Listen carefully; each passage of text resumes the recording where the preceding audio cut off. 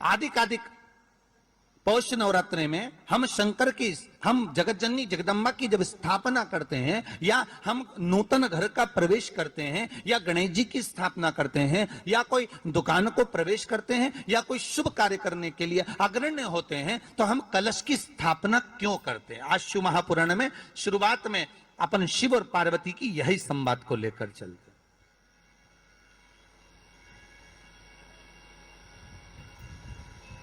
आखिर कलश में ऐसा क्या है? कलश के अंदर आखिर ऐसा क्या विराजमान है कि 33 कोटि देवता उस कलश के अंदर आकर बैठ जाते हैं महाराज?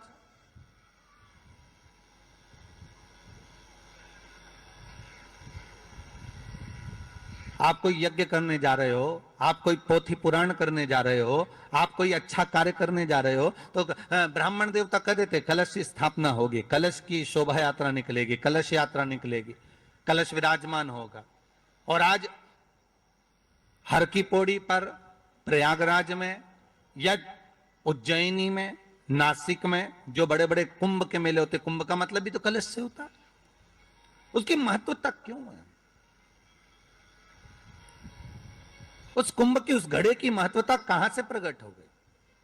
शिव महापुराण की कथा कहती है महाराज, भगवान ओघड़दानी शंकर स्वयं आद्य शक्ति जगदम्बा से कहते हैं कि जगदम्बा तू क्या चाहती है बोल। तो जगत जननी जगदम्बा कहती है कि जहां मैं हूं वहां शंकर है, ये आपने कह दिया, पर जहां शंकर है वहां पार्वती का होना जरूरी है। उसके लिए सिद्ध करने के लिए एक स्थान ऐसा बनाया जाए जहां पर शंकर विराजमान है और शंकर के साथ पार्वती विराजमान है। तो शिव जी ने कहा, पार्वती उसके लिए मैं तुझे एक सुंदर कलश का निर्माण कर देता हूं।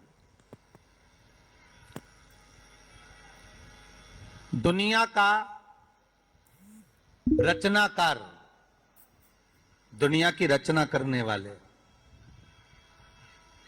महाराज, संपूर्ण ब्रह्मांड की रचना करने वाले, जिनको भगवान शिव ने स्वयं ब्रह्मदेव से कहा है कि ब्रह्मा जी तुम सृष्टि खंड को आगे बढ़ाइए, सृष्टि की रचना करिए। और आज ही के दिन, यही चैत्रीय प्रतिपदा के दिन, यही इसको कहते हैं नया संवत्सर, नया वर्ष।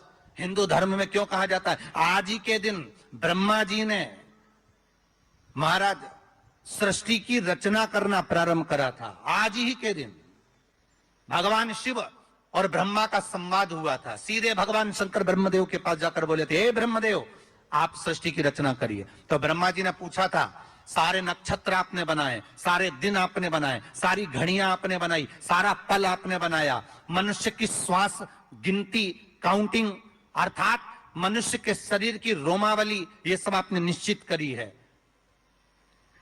नीम की बंदरवन, ये गुणी पूर्णिमा का जो दिन रहता है, चैत्री नवरात्र जिस दिन प्रारंभ होते हैं, नया संवत्सर जिस दिन प्रारंभ होता है, उस दिन नीम के पत्ते की बंदरवाल लगती है, जो नवरात्रि के 9 दिन तक दरवाजे के बाहर लगी होती है, जिससे घर में कोई नई बीमारी प्रवेश नहीं करती, वो बीमारी बाहर निकल जाती है। इसको नीम के पत्ते की बंदरवाल।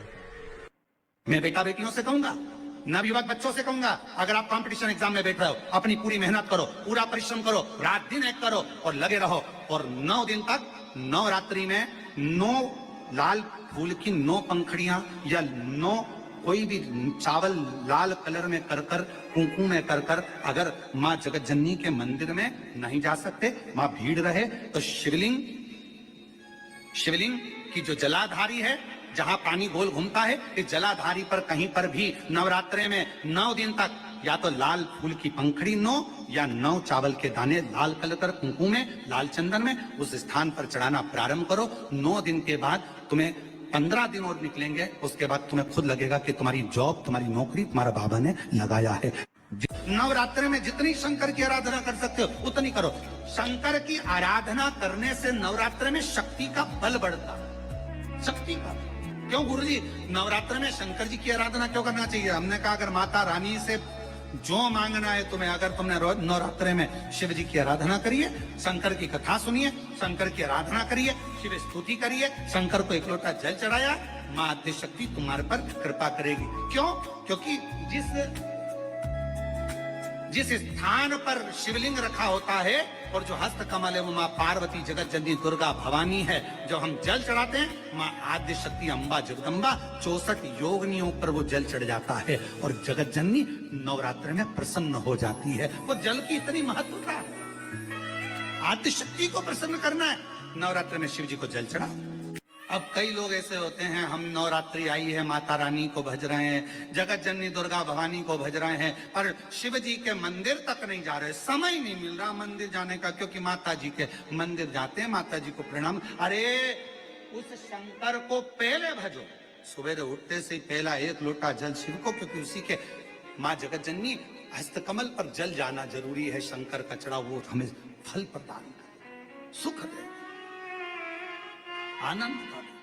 एक बेलपत्र में इतना बल होता है कि 64 योगिनियां, 33 कोटि देवताओं की धर्म पत्नियां, देवियां, 64 योगिनियां, देवियां, सारी सिद्धियां, निधियां, सब बेलपत्र के इस पत्ते के दोनों पत्ते और पत्ते के बीच में जो डंडी होती है, जो बची हुई जगह होती है, सारी निधि, सारी सिद्धि और सारी देवियों का स्थान होता है। जब हम एक बेलपत्र को दिल से अपनी कामना कर कर देव अधिदेव महादेव को, ये शिवलिंग जलाधारी ये जल देता है, तो बेलपत्र समर्पित करते हैं दक्षिण में बैठकर जब डंडी का मुख उत्तर की ओर कर कर बेलपत्र अपने मन से कामना कर कर शिवलिंग पर समर्पित करते हैं, तो ऐसी कोई कामना नहीं जो मेरा महादेव पूरी ना करता। और नवरात्रि में भी देवी की आराधना का एक स्मरण का सुख है महाराज। ज्योत का विधान है, नवरात्रि में देवी की ज्योत लगती है, अखंड ज्योति लगती है, जवारे बुआए जाते हैं, कलश लगता है। ज्योत का भी विधान है, जिसके यहाँ दिया अखंड जलाया जाता है, अगर वो दिए की लो, दिए की बाती अगर दक्षिण दिशा की होती है तो उसके घर में साल भर में एक घात जरूर होती है।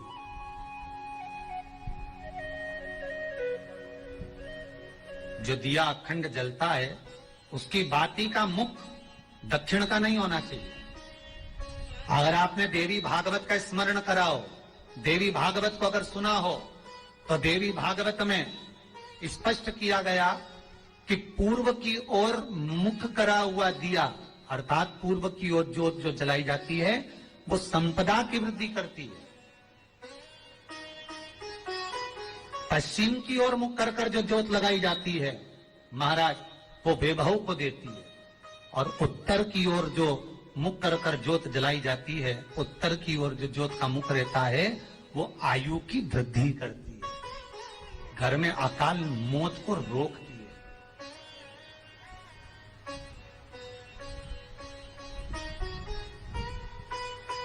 नवरात्रि का जो भाव तत्व है उसको भी अच्छे से समझ लेना।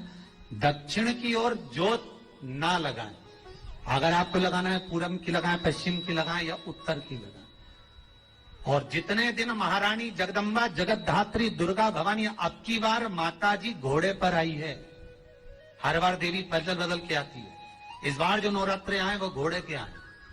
तो घोड़े पर जो देवी जी आती है वो समृद्धि को देने वाली आती है, लक्ष्मी की वृद्धि करने वाली आती है। जैसी घोड़े की रफ्तार होती है उस रफ्तार से लक्ष्मी घर में आती है। तो ये मत सोचना कि कोरोना महामारी ने हमको नीचे गिरा दिया या कोरोना महामारी ने रोक दिया, कमाई के स्रोत रोक दिए, धन रोक दिया, चिंता मत करना।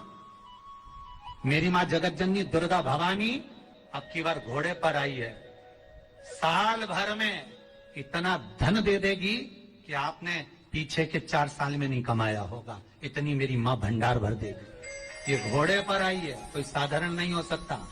देवी भागवत में स्पष्ट किया गया, जब जगदम्बा मगर पर आती है उसका भाव अलग है, और जगदम्बा जब हाथी पर आती है उसका भाव अलग है, और जगदम्बा जब घोड़े पर आती है तो जगत को समृद्धिवान बना देती है, बेबहू में कमी नहीं आती।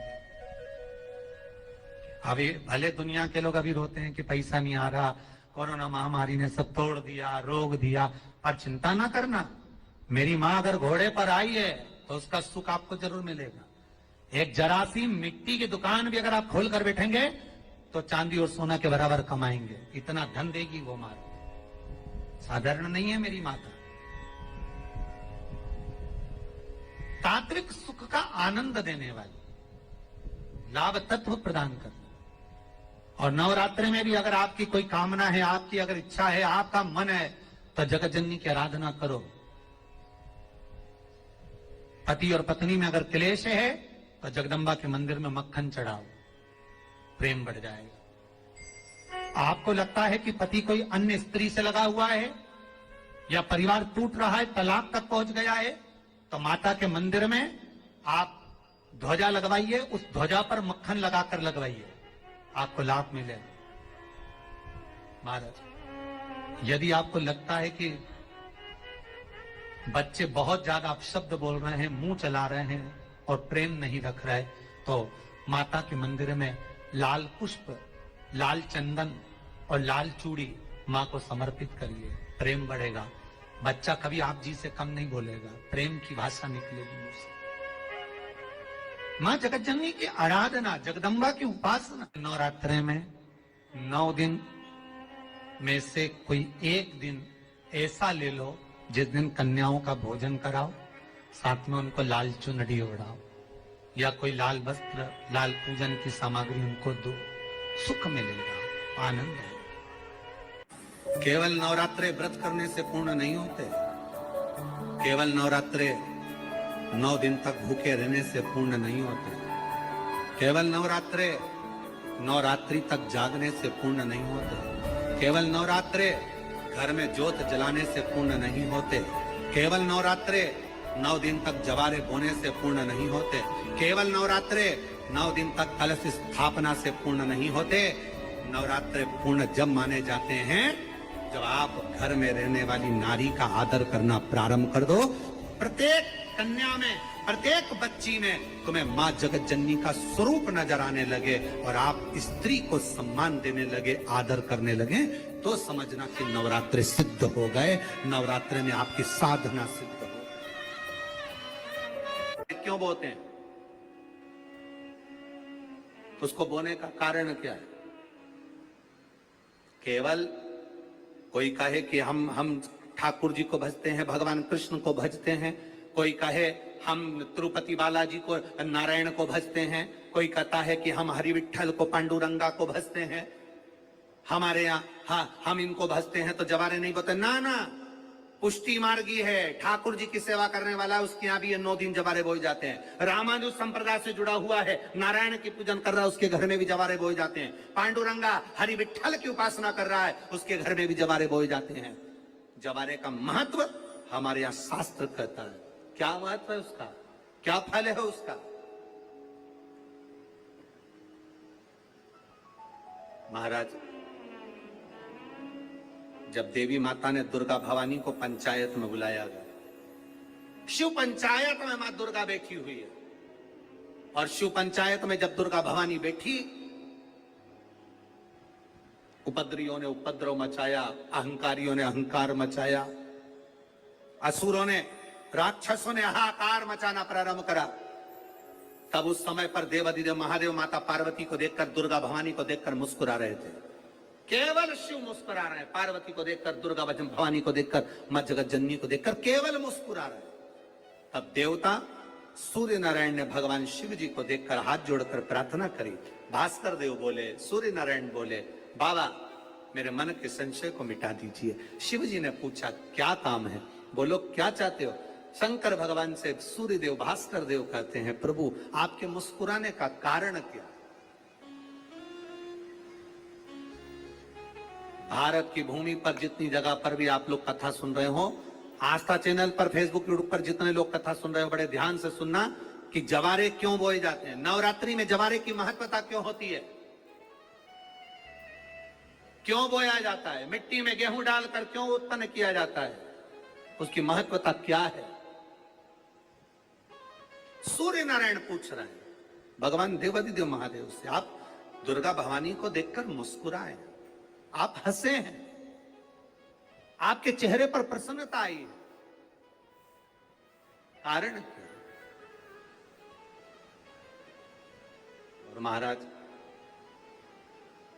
देवाधिदेव महादेव ने कहा, यहां भगवान विष्णु गणेश जी, भास्कर देव, आप सब बैठे हो। असुरों ने आक्रमण कर दिया, असुरों ने आक्रमण करा है और वह असुर आक्रमण कर दिए हैं तो वो असुर प्रवेश कर रहे हैं, उपद्रव मचाकर हाहाकार कर कर नष्ट करने वाले हैं इस पूरी पृथ्वी को। तो फिर उसको बचाएगा कौन, कैसे बचेगा? शिव जी ने कहा चिंता मत करो।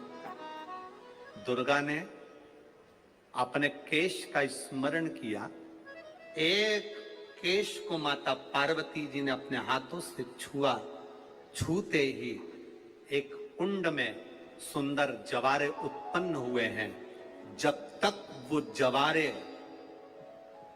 बड़े नहीं हो जाते, जब तक वो जवारे थोड़े प्रबल नहीं हो जाते, तब तक एक भी असुर प्रवेश नहीं कर सकता, हाहाकार नहीं मचा सकता और अंदर आ नहीं सकता। शिव महापुराण की कथा कहती है, जवारे जिसके यहाँ बोए जाते हैं, जवारे का, आप लोग कहते हैं कहीं पर देवी जी बैठी हैं, किसी के यहाँ मिट्टी की मूर्ति आई 21 फीट की, 41 फीट की, 15 फीट की, 10 फीट की, 25 फीट की देवी जी की प्रतिमा स्थापना हुई। लोग कहते हैं हम देवी जी का दर्शन करने जा रहे हैं, दुर्गा जी का दर्शन करने जा रहे हैं। शिव महापुराण की कथा कहती है वो दुर्गा जी का दर्शन नहीं, देवी का दर्शन नहीं।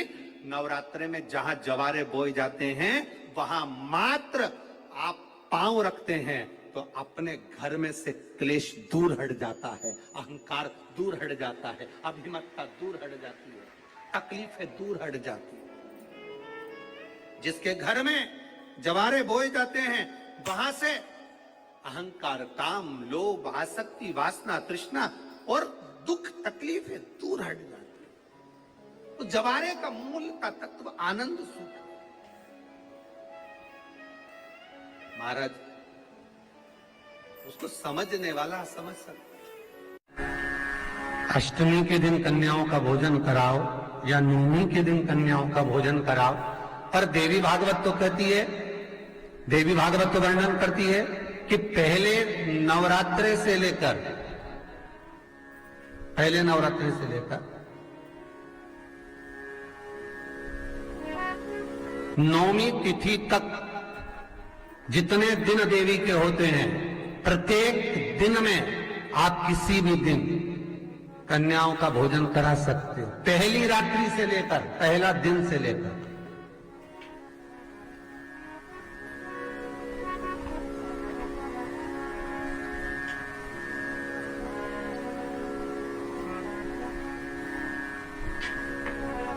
नवरात्रि मालूम है कब से लगती है? आप लोगों को ज्ञात होगा ना, नवरात्रि कब से लगती है? अमावस्या से कि एकम से? अरे जितने लोग सुन रहे हो जरा बोलो तो भाव से। अमावस्या से लगती है कि एकम से लगती है? तो सब लोग कहेंगे महाराज जी पड़वा से लगती है, एकम से। पर देवी भागवत कहती है अगर एकम से लगी तो नवरात्रि पूर्ण कैसे हुई? एकम का दिन लगी तो एकम के दिन की रात्रि, फिर दूज के दिन की रात्रि, तीज के दिन की रात्रि, चतुर्थ दिन की रात्रि, पंचम दिन की रात्रि, छठे दिन की, सातवें दिन की, आठवें दिन की, नवें दिन की रात्रि। पर नवें दिन तो सुबेरे पूजन करके, यज्ञ करके, अनुष्ठान करके देवी को विसर्जन कर दिया, फिर नवरात्रि पूर्ण कैसे हुई? नवरात्रि की पूर्णता होती है अमावस्या की रात से गिनी जाती है। कौन से दिन से गिनते हैं? अमावस्या की रात्रि, फिर एकम की रात्रि, फिर दूज की रात्रि, ऐसे गिनते गिनते अष्टमी की रात्रि तक और नौमी के दिन सुबह तक या दोपहर तक या शाम तक, जब तक आप यज्ञ ना करें तब तक ये 9 रात्रियां पूर्ण गिनी जाती है महाराज देवी भागवत के हिसाब से, पूर्णता में, पूर्णता में गिनी जाती। अब हमने कन्या भोजन का जो क्रम बनाया, अष्टमी के दिन करा देंगे, नवमी के दिन करा देंगे, इस तिथि को करा देंगे, पर भाव देखिए, शास्त्र कहता है भूखे को भोजन जब कराइए जब उसको भूख लगी हो, और ऐसों को कराइए जिसको जरूरत पड़ रही है।